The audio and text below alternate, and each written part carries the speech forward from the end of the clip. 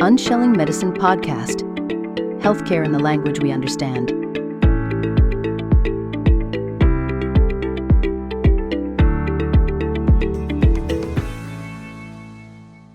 Hello, welcome everybody. I am so excited today. I have somebody that seems equally as excited as I am. Today I have Tripp. He's the CEO of Ascend Performance Training. You wonder what that is. Tripp, can you introduce yourself to our audience? Hey guys, first off, thank you so much for having me. You have an amazing podcast. I appreciate the opportunity. I'm Tripp, CEO of Ascend Performance Training. Background is in health and wellness. Did fitness my entire life. In 2022, my mom had a stroke-turned-dementia that kind of flipped my life upside down. I had to go home and take care of her. She was incontinent, but through that process, I was around a lot of other people that were dealing with similar issues with cancer, cardiovascular disease, those kind of things, and got certified in genetics, personal training, nutrition, strength and conditioning, anything I could do to figure out what the nucleus of this problem was, and came up with a quantitative approach to fix this problem with my business partner now. We started Ascend Performance Training and came up with a way to individualize wellness. And how we do that is we take genetic testing, blood work, biomechanical assessment, medical history, and we got a proprietary blend of AI to come up with a wellness program that's going to tell you, based off your DNA and your goals, how you need to work out, how you need to eat, the right supplements for you. I can even tell you potential injury risks that you're going to have, cancer, cardiovascular disease risk. We even do a gut microbiome. We wanted a better way to do health and wellness. We talked before here, there was that we live in a fragmented market. So my goal is to help with preventive care and make sure people don't go through what I went through with my mom, as well as to try to change health and wellness for the better. Exciting stuff. I'm very excited. I think I'm a client. It is exciting because, health and fitness is a thing that most people, I speak for most people, who really want to make a difference. But, there's so much information out there, and we actively we try different things, but again, things don't work. So is there a science behind that? Because you think about it, there's always a fat diet out there. There's always a specialty diet out there. There's always a new recommendation. We've done the gluten-free stuff, even people who didn't need it medically, right? So from your company, because it sounds like you do a lot, right? Is there a reason that you think that all these things out on the market are not working? Because people do try, but it works for some people, but not for everybody. Yeah, the simple answer is genetics. We're all different. Mm-hmm. We all have different ancestral backgrounds and makeups, and for thousands of years we ate the same things. We're in the same environments, and we drastically changed those, especially the past 300 years of immigration and moving around. And we didn't even have the traditional breakfast until the 50s, bacon, eggs, and all this other stuff. So we're still trying to figure out as a whole, and we need to go back to the way we did things, or at least what works best for us genetically or ancestrally, right? And a really good example is I'm seeing a lot of Northern European white females having a fat burning variant missing. It's RS12678919, I believe. And basically that's Latin, but okay. You have no idea how long that took me to memorize. I was like, months. But basically this states that you could do 7 hours worth of cardio, roughly around 7 hours worth of cardio, and not burn the same amount of fat as someone who does have that fat burning variant.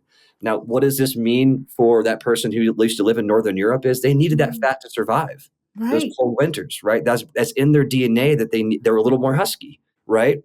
So the way we get around that, though, if they are trying to, hey, I'd like to slim down a little bit, my A1C is a little bit high, my AST and ALT is a little bit high, my liver, a little bit high. We do circuit-based training, a HIIT style training, which is very similar to the labor that they did back in the day, right? So every little bit affects everything, especially like if we're not getting enough sleep, our workouts are affected, our diet's affected, our focus is affected. If we're not working out, our diet's affected, our sleep's not affected. My big problem is no one's putting all this stuff together, even though they're supposed to go together. Yeah. I think even when people try to put things together, because, with healthcare screening, I'm going to speak from a healthcare perspective, right? When a nurse is doing an assessment, Your sleep habits are kind of like accounted for, your eating habits and things of that nature. We do this to develop individualized plan of care. But what comes out of that is basically you need to sleep better. You need about 8 hours to 10 hours of sleep a night. You need to eat better. You need to reduce this, reduce that. Ma'am, if I knew how to do that and do it effectively, you wouldn't have to tell me, right? So I think people get lost a lot with knowledge on where to go, where to turn. So with your program, does it address that? 100%, right? Like what works for me, what doesn't. 100%. And that's the whole point behind this is we go through what I call the hell loop, right? We start, hey, listen, this is my month. I'm going to get healthy. I found this new program on Instagram. My friends are all doing it. They're doing this cleanse and diet and this workout, whatever it is, right? And then they try it for a few weeks or what have you. And then they don't see the same results as their friends. Right? They're like, oh, why the heck am I doing this? They double down on what they did before that. And then in just another 6 months before they get that spark to go again. Right? Because they're not actually finding out what's working for them. They're just throwing things at the wall and hoping they stick, which a lot of us, even me included back in the day, found out what works for us early on in lifting and working out, kept us going. But I'm constantly seeing this frustration in people. Is like, well, I tried this diet. I've done this and that. It's like, well, we don't know what works for you until you get tested. I'm probably the first personal trainer nutritionist that they'll walk through the door. Like, I don't know what to do for you. I mean, I can give you some generalizations, you know what I mean? Like try to sleep better, try not to have sugar and work out 3 or 4 times a week. I can be generalized about that, but I don't really know what supplements you actually need. If I don't have your blood work, you take vitamin D. I'm seeing that your vitamin D is not optimal, but I'm seeing our genetic test that you have a low vitamin D metabolism. So you're going to need more vitamin D than somebody else. So I feel almost like a health detective.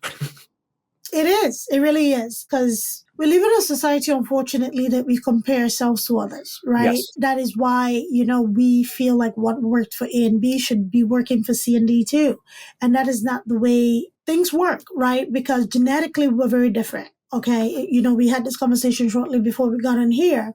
And with that said, when it comes to individualizing things for your clients, if somebody is interested, culturally in the United States, we're I don't like to call it a melting pot because it feels like you have to give up your part to be part of.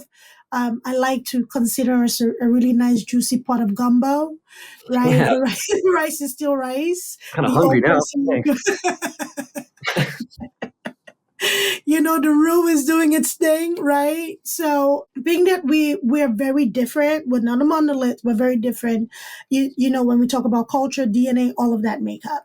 So how do we include foods that may not be traditional, American in a sense?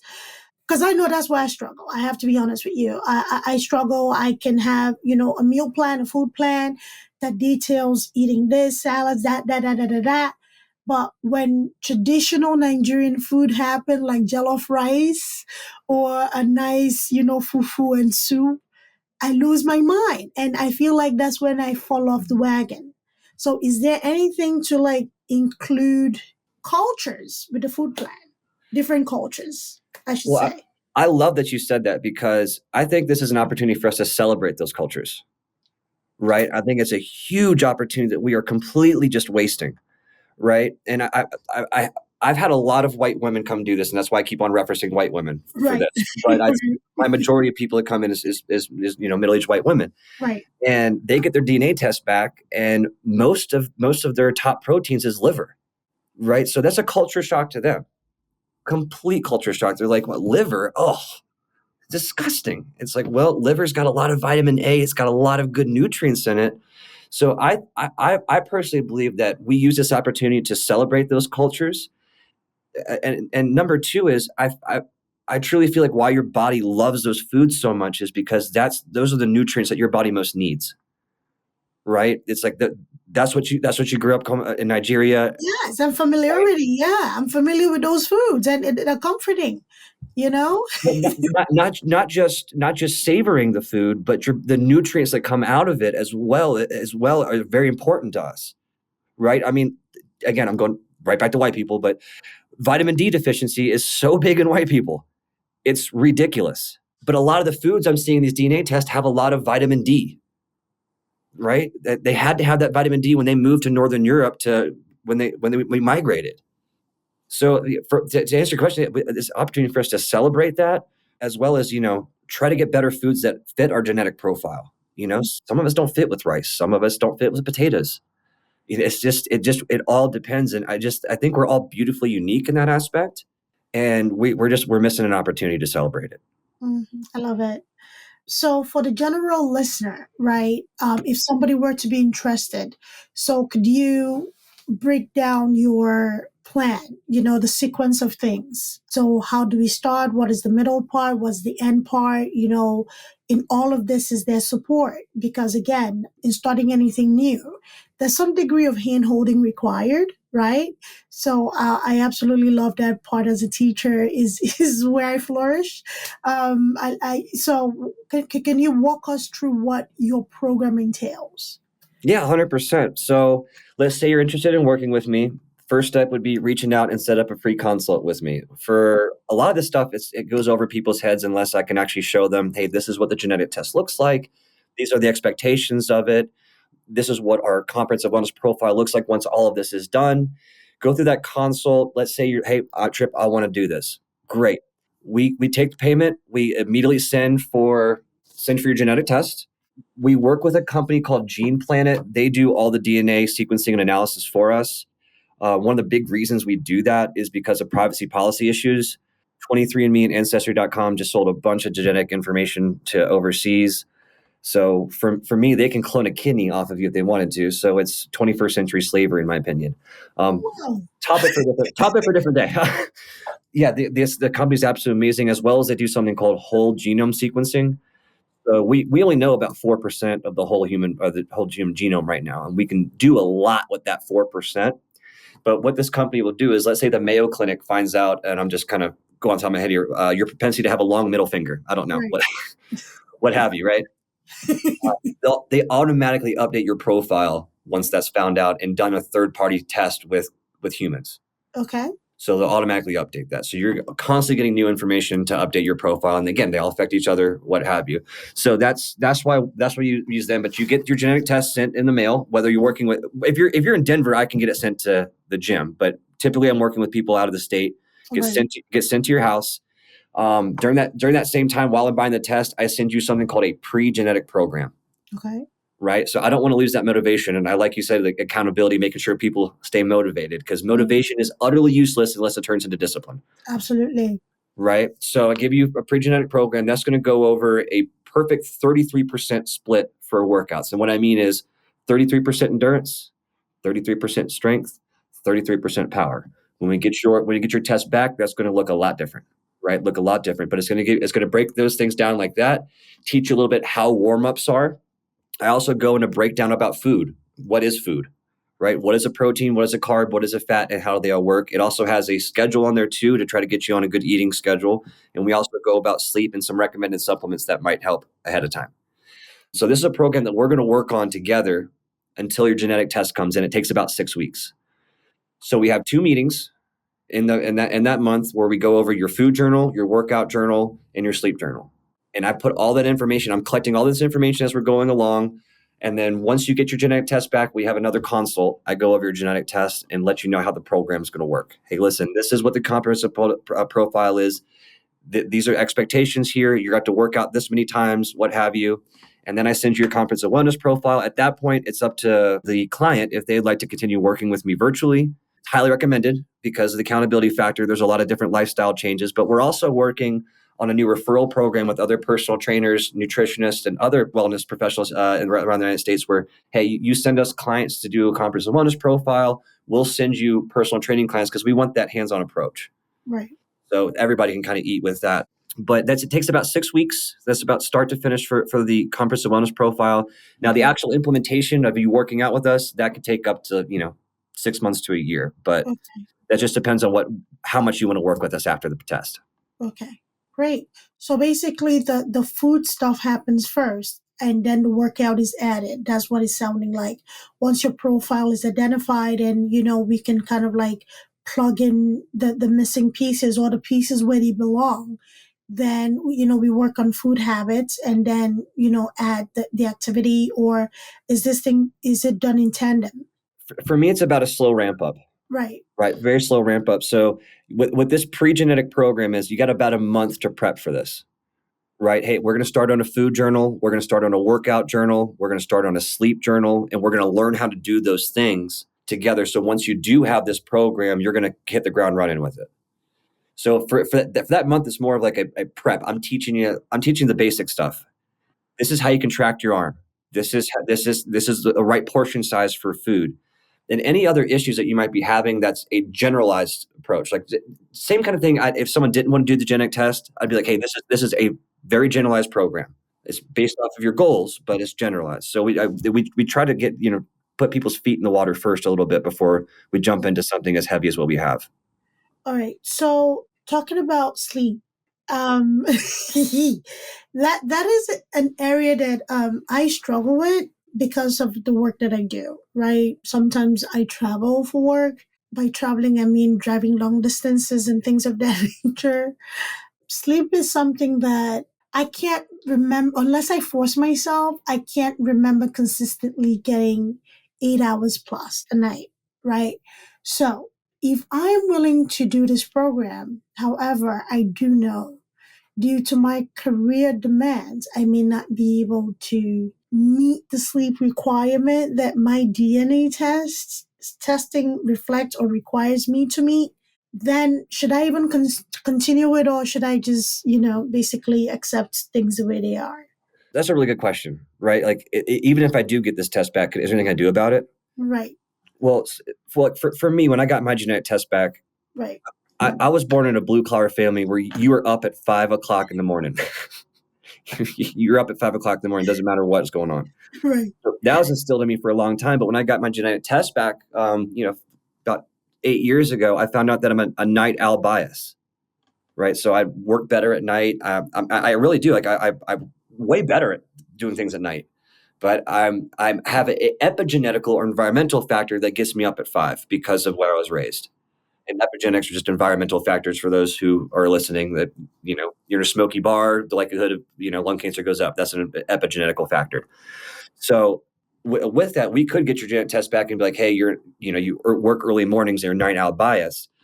But there's things we can do to help with that, right? It's like, hey, maybe no blue lights 2 hours before bed because it's going to affect our circadian rhythm. No sugar before bed, or those kind of things. We're gonna talk about sleep rituals and sleep routine and healthy sleep routines. Taking the phone and putting it away for the whole night, not fidgeting with it. So there's tons of things we can do to get around it. Like I told you about the fat burning variant that was missing. Is the way we get around that is we do different types of workouts that counteract that. So we would just do things that counteract your sleep. There's some things we can't change. There's certain things you can't do, but there's definitely ways we can improve on every single aspect. I think it's not a can't thing. It's there's a willingness to do it. I don't want to. I don't want to. I'm a night owl as well, and I function best overnight. So even when I have time to sleep, I have a hard time going to bed because I'm like, okay, my brain is up. What else is there to do, right? So I struggle when I have time to actually go to bed at a reasonable time. And the other aspect of it, talking about, growing up in a family that you wake up at, 5 a.m. every, no matter what. In the Nigerian school system, school starts at 7, right? 7 to 7:30. And we're talking grade school through whenever. And then for middle school, high school, right?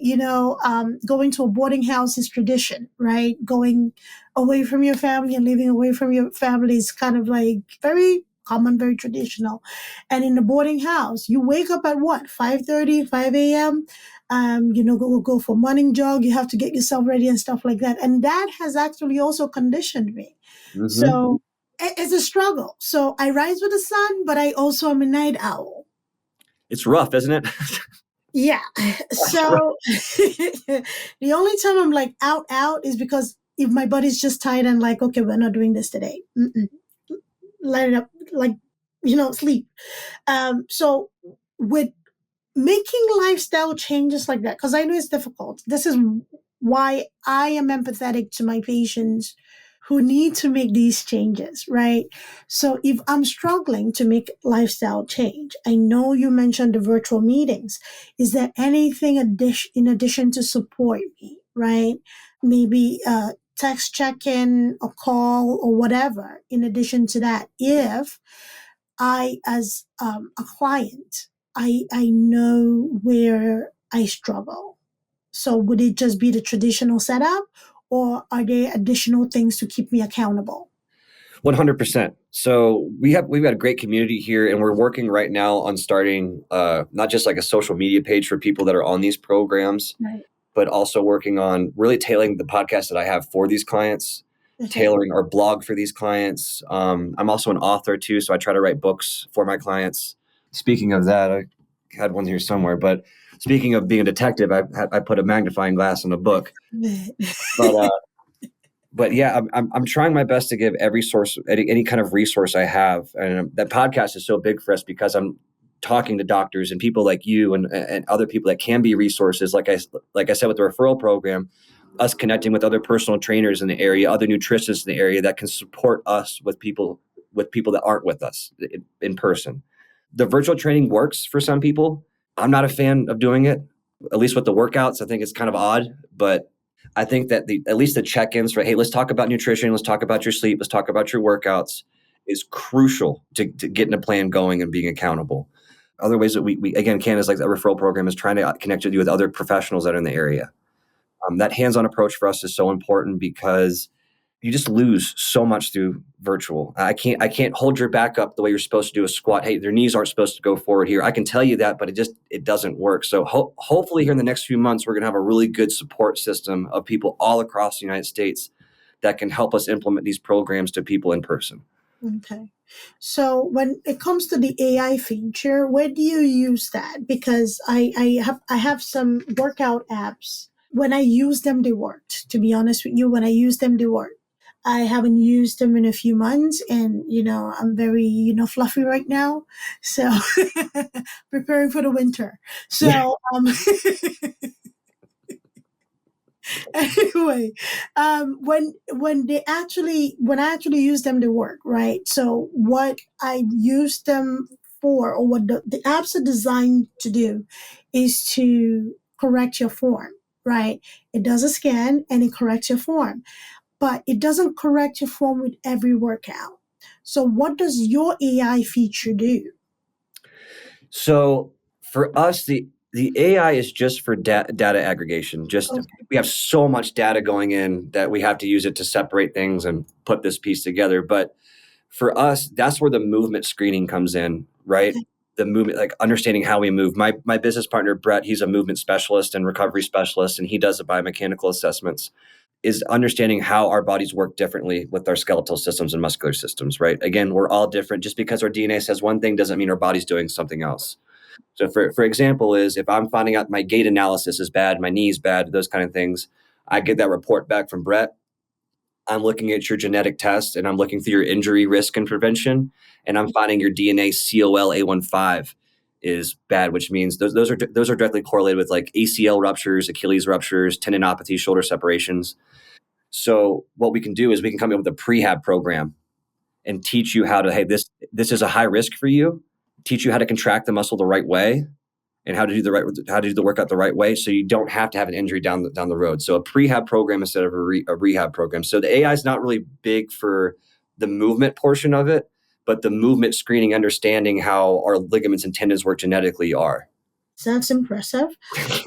If I could suggest, I think something like that for workout and form would benefit your program. So even if you're not able to be there in person to correct form, I know that is why I pay personal trainers when I have to for that form correction, because I would have the best intention to go work out and I come back with an injury, right? and then you don't want to do it again, and like, okay, I'll take the fluff. So and it goes against what you really want to do. So it goes against what you really set out to do. But talking about gait analysis, you mentioned that majority of your clients are white women, in middle-aged white women to be specific. So when I'm thinking about a middle-aged white woman, I'm thinking about maybe a woman who's had children. Okay, I want to talk about that subset, and I'm glad we're having this conversation because it came up today in clinical.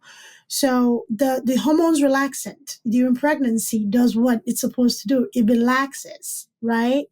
And I know that I have had gait and hip instability following subsequent pregnancies, right? And I've even had chiropractor readjustments, right? So is there something specifically designed? It's not only physical therapists you need. So this is where I'm going with this thought process. Is there a part of your program that includes adjustment, massage, or things of that nature for malalignment? Which may not necessarily be an injury. You mentioned ACL tears. Is there a part of the program that may recommend, getting an adjustment or things of that nature based on the AI analysis of, injury risk? 100%. And there's a lot of different factors that go into that. So one of the genetic, one of our subsets in our genetic test goes under recovery predeposition, right? Some of us can recover really quick. Some of us take a lot of time. We stay stored for a long, long time. Right.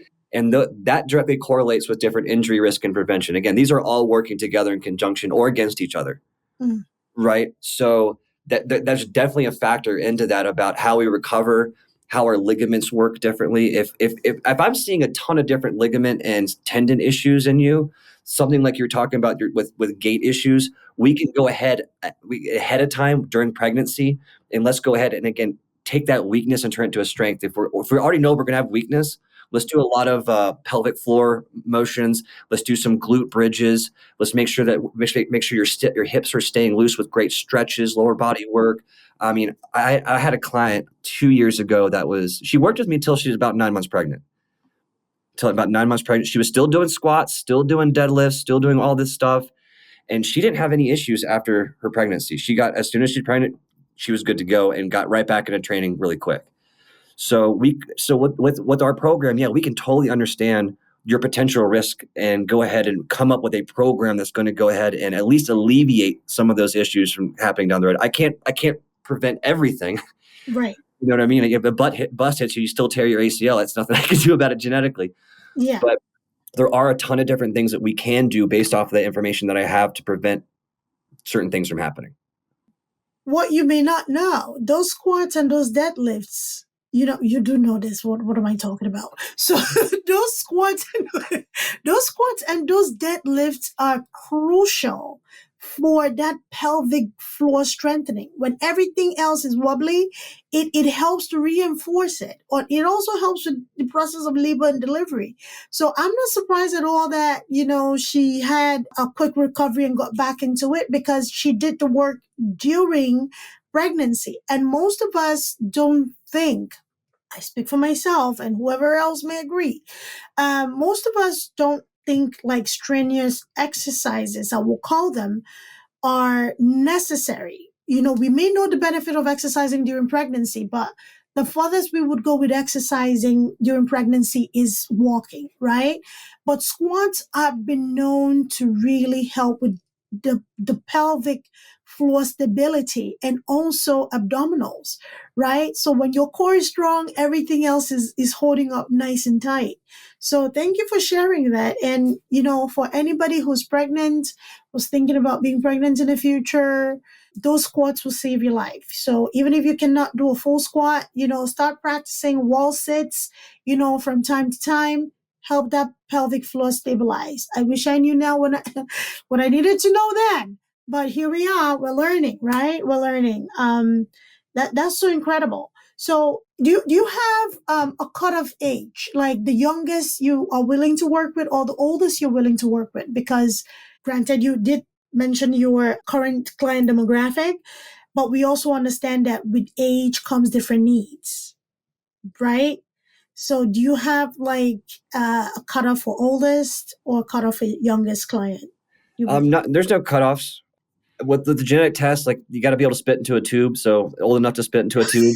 Oh, okay. So there's that. And then, on the other end is, there's a certain age where you just don't need to get a genetic test. Mm, We'll do what we have based off what your needs are at that point. So, okay. I mean, really the age range which we get a genetic test is typically around 5 years old all the way until about 65 to 70 is Oh, kind of how the about range. the 95-year-olds? Huh? The 95-year-olds? Well, we do have some 95-year-olds in the boxing class I teach. We teach boxing classes around the area, and we would do senior boxing classes for Parkinson's, and they go at it, man. Too cute. I will smuggle one of them in my pockets if I can. I would just. They're adorable. No, I love my geriatric population, and I just love the vitality that comes with. You know what? It's just a number. Let's go. Yep. And some of them are tough as nails, and very sharp. I love it. So there is no age. You have to be old enough to spit in a cup, like you said, and you just have to be willing to do something or make a change. 100%. It's funny because I really thought that this was going to be a kids thing. Like parents Right. are like, I want to know what my kid's injury risk is and cancer risk and those kind of things. And I'm finding it to be the complete opposite. It's people that are 55 and plus. It's like, I've abused my body for 20, 30 years. I've tried every single thing known to man. I see my parents, they're in a retirement home. One's got dementia, one's got diabetes, and I don't want that. That's the people that typically work with me the most. And I didn't realize. I thought it was going to be kids, but it was opposite. There's something about reality check. There's something about reality when it smacks you in the face. It actually makes you confront things. Yeah. So I'm not completely shocked. The clientele changed for you, but that is that middle age where you really reevaluate your life. Like, okay, where am I going with this? Do I want that life or do I want different? So good for them. Good for everybody changing. So let's talk about kids for instance. So Yeah. we live in America. We absolutely love sports, right? What happens if, say, a child, because I don't want to feel like I'm saying parents superimpose things on their children. Some do. But We both do. It happens. well, what happens if a child is interested in playing, say, football, American football, right? And we do know the injury risk with football, especially with concussion. So if the genetic testing comes back indicating that this child, a minor, has this risk, as healthcare providers, we are mandated reporters in a sense. If a sports activity is posing a risk to a child and you have this data and information to present to a parent, and the parent is adamant on the child continuing, with the sport, what do you do? What is your position with that? Do you just leave it alone because it's just business, or do you further educate them or refer them to somebody? For me, it's really situational for Okay. parents. If the parents are like, hey, this kid's playing football, there's not much I can do. All I can do at that point is try to gently guide them. Hey, listen, this kid's got some high risk. I'm going to recommend you have him do flag football until high school. And what we can do until the meantime is, let's say you got an injury risk for ACL ruptures and Achilles ruptures. From now until then, what we can do is we can build a prehab program to strengthen them up as best as possible when they do go into full contact, that they're ready.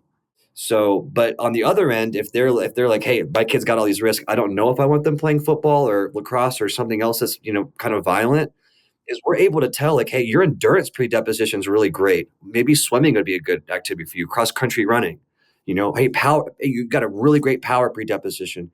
Maybe we could have you doing powerlifting or something along those lines. So we can guide them in the right direction of, hey, you're probably going to be better at some of these sports. Right. But if you do decide to still do that sport, even with these risks, we can at least come up with a smart plan to attack it.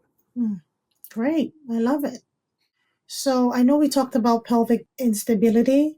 I want to talk about scoliosis because it's close to home for me.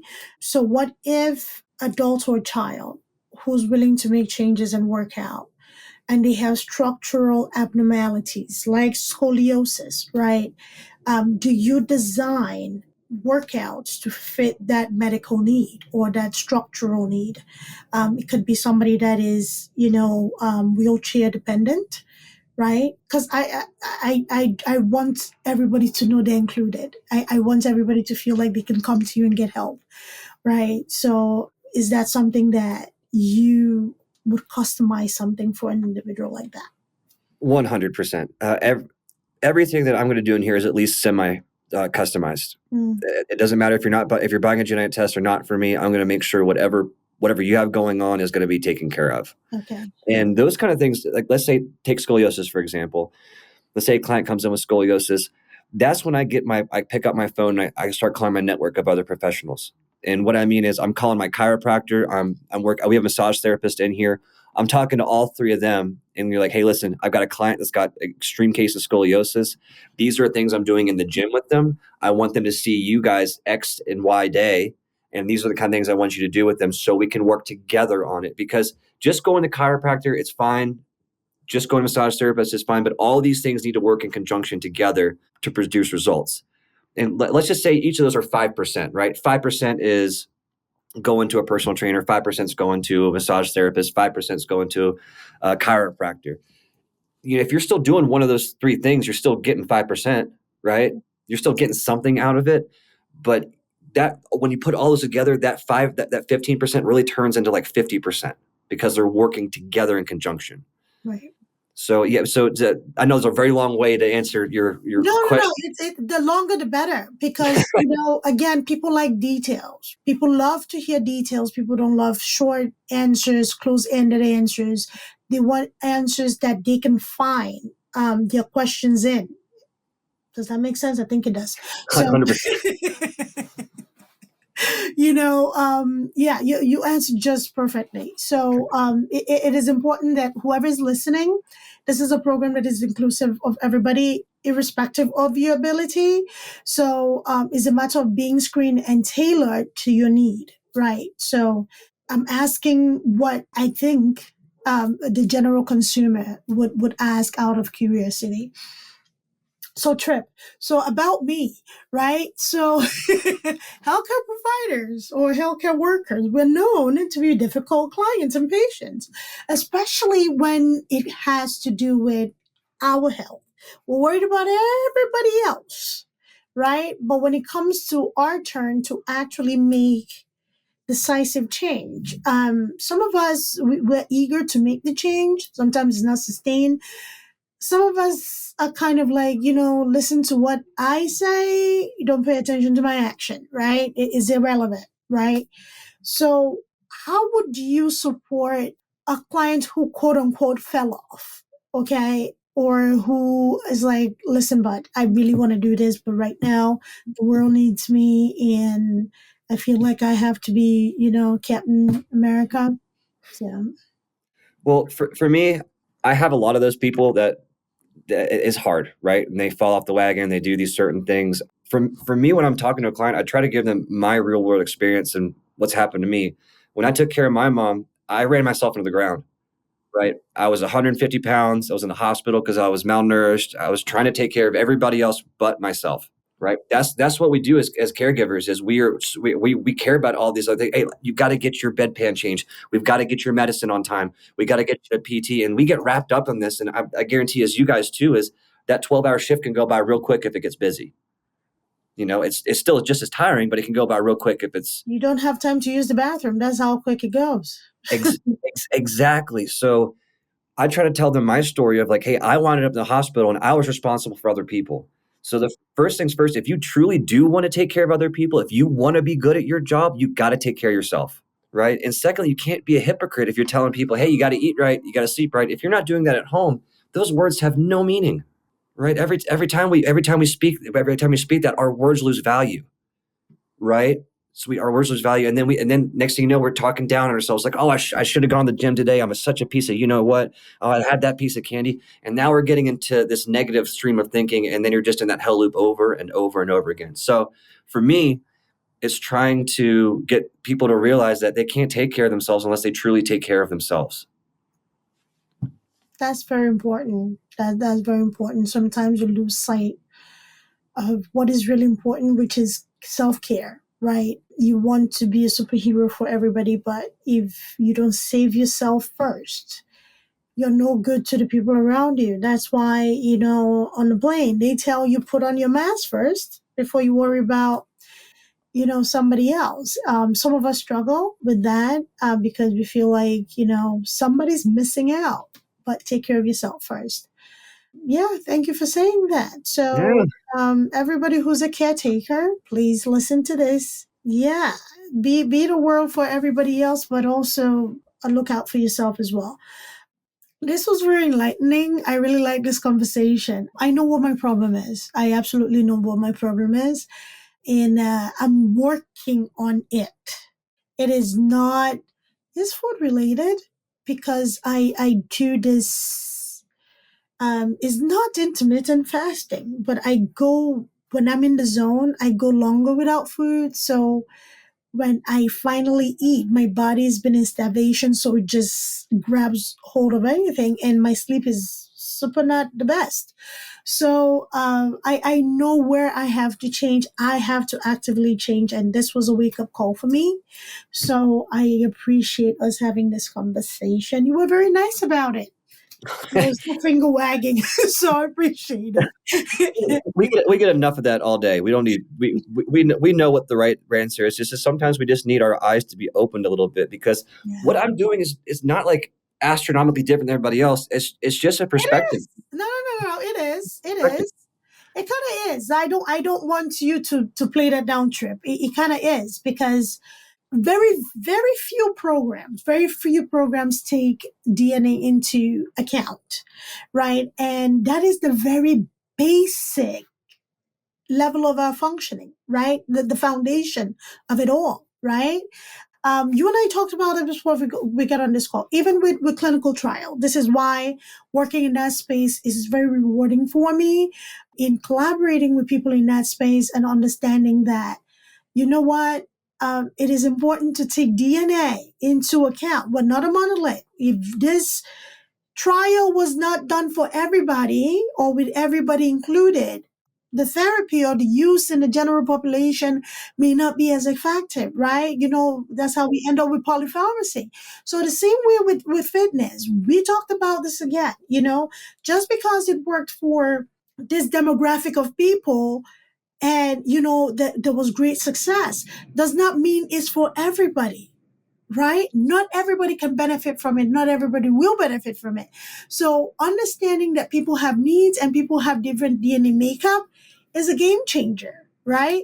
So what you're doing is commendable. What you're doing is great. I absolutely love it, because it takes individualized things. Again, going back to nursing, because that's my love. So we do we do this individualized plan of care. So regardless of what the medical diagnosis is, I have to find out how this medical diagnosis affects my patient and how I can move this patient to wellness. Just because I did a care plan on patient B does not mean I replicate the same care plan for K, L, M, and O, because these are all different people. I have to take them as they present and also take their we call it social determinant of health. It's very fancy. So I have to also take into account their social need, their community need, their community support. So what you're doing here is that, this is where you are. This is your career. You have a very messed up sleep pattern because of work that you do, or you work night shift when your body is really supposed to be at rest. Your circadian rhythm is all over the place. We have to curtail that. When we take care of that, maybe you need to change your shift if you can afford it, and you would get better. So I'm yet to hear a nutrition and fitness plan quite have that. Yours is the first. And, if there are any others out there, let's talk. But this is the first. Giving credit where it's due. So I don't want you to downplay what you do. I think it's very important. Thank you so much. I love it. I absolutely love it. This was a great conversation. I don't want this to be our last, okay? Yeah, no, let's do it again. So I really want us to dig deeper, and please, everybody who's listening, do engage. Do tell us what you like Tripp to talk about next. If there's any, I know I've left out quite a few groups of people. Please reach out, let us know. Listen, Spotify, Apple, and YouTube.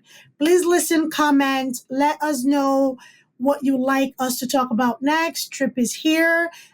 In the show notes, I will include his company information, also his books, and how you can get in touch with him if you're interested in working with him. As you heard, he offers this program virtually for people who are not in the immediate area. Also, if you happen to be listening, you're a nutritional coach, you're a fitness trainer, right? Or personal trainer, or you're anybody in the wellness space who would like to recommend clients and work together with Tripp, please do reach out with his information. We owe ourselves to be happy and healthy. That's the goal of Healthy People 2030, right? For us to have access and equitable health care and meet optimal health levels. I think I messed that up just a little bit, but I'll include it. Healthy People 2030. So that's the goal. We're a community, we're a village. Let's take care of each other. Let's take care of ourselves. So this was great. This absolutely was great, Tripp. Do you have last words for our people, our listeners? It doesn't, the best day to plant a tree was 20 years ago. The second best way to plant a tree is today. Yeah. So it's never too late to get started with your health and wellness goals and potentially prevent some tragic issues happening to you. I just don't want anybody else to have to go through what I went through with my family. So Take health seriously, and it's never too late. Wiser words have never been spoken. So take it very seriously because it comes at you fast. It hits you very fast. And by the time you realize it, you're like, okay, I wish. I hope we all don't get to that point. Make those changes, however small, right? They say drip, drip fills a bucket. So start now and, reach out for information. We have it for you. But people think that a gym membership's expensive. Wait till you get a hospital bill. Woof! I think that's a different episode, Tripp. Let's discuss it in a different episode because yes, wait until you get that hospital bill, right? So now I'm inspired. Now I have to go work out. Okay. I have a gym membership. I haven't used in a few months. That's a shame. Okay. So thank you for the guilt trip, Tripp. All right. I appreciate you. So thank you, everybody. We thank you for listening, and we will be back here. We're looking forward to hearing from you. So let us know feedback, make comments, ask questions, and we will be happy to jump back on. So thank you for being here, Tripp, and I'm looking forward to the next session. Thank you so much for having me. All right. Thank you. Bye, everybody.